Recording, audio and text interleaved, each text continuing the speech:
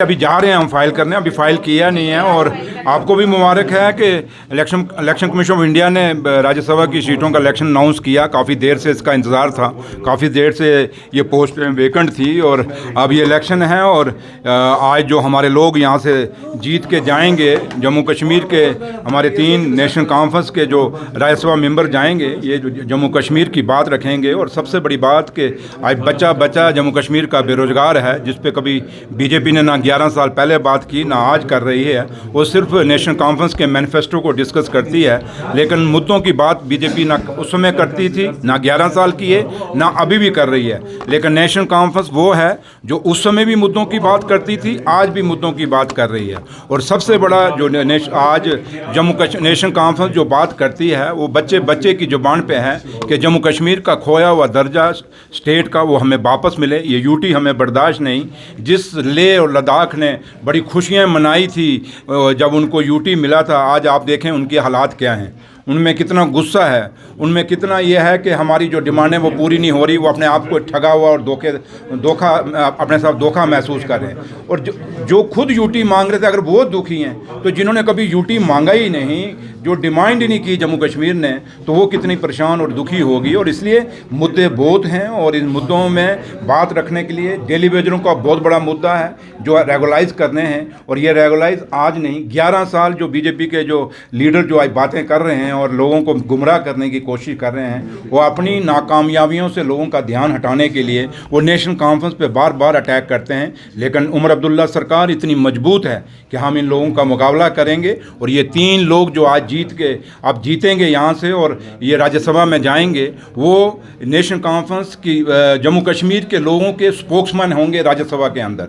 उमर अब्दुल्ला सरकार के स्पोक्समैन तो वो होंगे राज्यसभा के अंदर, उस पार्लियामेंट के अंदर। उसके साथ साथ वो जम्मू कश्मीर के हर किसान, हर मजदूर, हर दुकानदार, हर डेली वेजर, हर वो बेरोजगार बच्चा जो रोजगार के लिए तड़प रहा है, वो दूर दराज के इलाकों में, पहाड़ों पर रहने वाला, शहरों में रहने वाला, चाहे वो जम्मू का है चाहे वो कश्मीर का है, वो बच्चे, वो लोग, उन लोगों की बात ये पार्लियामेंट मेंबर जाके वहाँ रखेंगे। तो इसलिए ये बात आप लोगों की भी रखेंगे। वो जर्नलिस्ट जो सच्चाई से बात करना चाहता है, उसको भी कितनी रुकावटें आती हैं जम्मू कश्मीर के अंदर, वो हम जानते हैं, आप भी जानते हैं। फ़र्क इतना, हम बोल पड़ते हैं, आप बोलते नहीं। लेकिन आज जम्मू कश्मीर में हर आदमी परेशान है, चाहे किसी भी फील्ड से है, चाहे कोई भी है, हर आदमी दुखी है। और हमारी यही सबसे बड़ी डिमांड है कि जम्मू कश्मीर के साथ जो हिंदुस्तान के प्रधानमंत्री साहब ने, हिंदुस्तान के होम मिनिस्टर साहब ने जम्मू कश्मीर के लोगों के साथ जो स्टेट का वादा किया हुआ था कि दर्जा हम देंगे, उन्होंने खाली हमारे साथ नहीं किया बल्कि सुप्रीम कोर्ट ऑफ इंडिया के साथ भी ये वादा किया हुआ है। अब उम्मीद करते हैं कि सुप्रीम कोर्ट जब नेक्स्ट हियरिंग आएगी वो जम्मू वहीं से फैसला सुनाएगी, क्योंकि इलेक्शन भी हुए तो सुप्रीम कोर्ट की डायरेक्शन पे हुए। अब मुझे लगता है स्टेट भी आएगा तो सुप्रीम कोर्ट की डायरेक्शन पे आएगा, इसलिए उम्मीद करते हैं कि फैसला हमारे हक में है। जिस तरह से फैसला किया है कि वो राज्यसभा की जो चौथी सीट थी उस पर नहीं लड़ेंगे, क्योंकि नेशनल कॉन्फ्रेंस ने सेफ सीट हमारे लिए नहीं रखी। भैया ये खबरें कठपुतली की तरह चला रही है। देखिए, बीजेपी के जो लोग यहाँ बोल रहे हैं कठपुतली, तो वो खुद ही हैं बेचारे। उनको दिल्ली से जो चिट्ठी आती है सुबह, ये पढ़ना आप लोगों के सामने, वो आके आपके चिट्ठी पढ़ते हैं। वो जो लव लेटर, उनको आजकल महबा जी भी उसी में जुड़ी हुई हैं। महबा जी को भी सवेरे जो चिट्ठी वहाँ से दिल्ली से आती है वही यहाँ पढ़ देती हैं। और आप देखें जो LOP बोलता है और वही महबा जी की बोली और LOP की बोली सेम ही है। अब LOP जी का फुल फॉर्म मैंने पीछे आपको बताया था क्या है, तो बार बार कहना ठीक नहीं।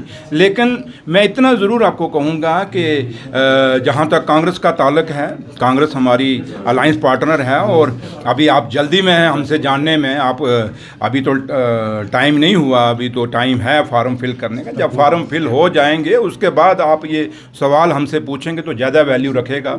अभी इस सवाल का कहीं मुझे लगता है रेलेवेंस नहीं बनता है। Thank you. ने भी कहा कि आपके पास 47 से ज़्यादा सीट्स है, जो LOP ने कहा कि हम तीनों सीट जीतेंगे। आप इस चीज़ को कैसे देखते हैं? LOP साहब अब क्या बोलते हैं, मैं अब उसको तो बात ही जवाब नहीं दूंगा। लेकिन जहाँ तक ताल्लुक है कि हमने अभी ये बैलेट पेपर से बोलेगा, जब रिज़ल्ट आएगा 24 तारीख को, आपको खुद पता चलेगा कौन जीता कौन हारा। तो ये बोलते बड़ा कुछ हैं, ये तो वो हैं जो कहते थे इस बार 50 पार, तो बाद में क्या हुआ? और जो नारे मारता था 50 पार, आजकल सीटी बजा रहा है। तो इसके बाद ये ना हो वो तो सीटी बजा रहा है तो LOP साहब पता नहीं क्या बजाएंगे। तो इसलिए इनके कहने पे ये 50 पार वाले ये इस वक्त ये तो ये कहते थे कि हमारा मुख्यमंत्री बनेगा, हमारा चीफ मिनिस्टर बन गया। इसलिए बीजेपी की मैं आपको ये एक चीज़ कहूँ कि जम्मू कश्मीर में अगर आप किसी को सीरियस लेते हैं तो नेशनल कॉन्फ्रेंस के कैडर को लीजिए, नेशनल कॉन्फ्रेंस की लीडरशिप को लीजिए और डॉक्टर फारूक अब्दुल्ला साहब, उमर अब्दुल्ला साहब क्या कहते हैं उसको सीरियस लीजिए। बाकी ये जो बोलते हैं कोई ए टीम है, कोई बे टीम है, कोई सी टीम है, इस टीमों में बंटे हुए हैं क्योंकि आगे मोरे हैं, एक मैन बीजेपी है, आगे इनके स्पोक्समैन हैं, तो इसलिए मैं उनकी बातों में ज़्यादा तवज्जो नहीं देता। थैंक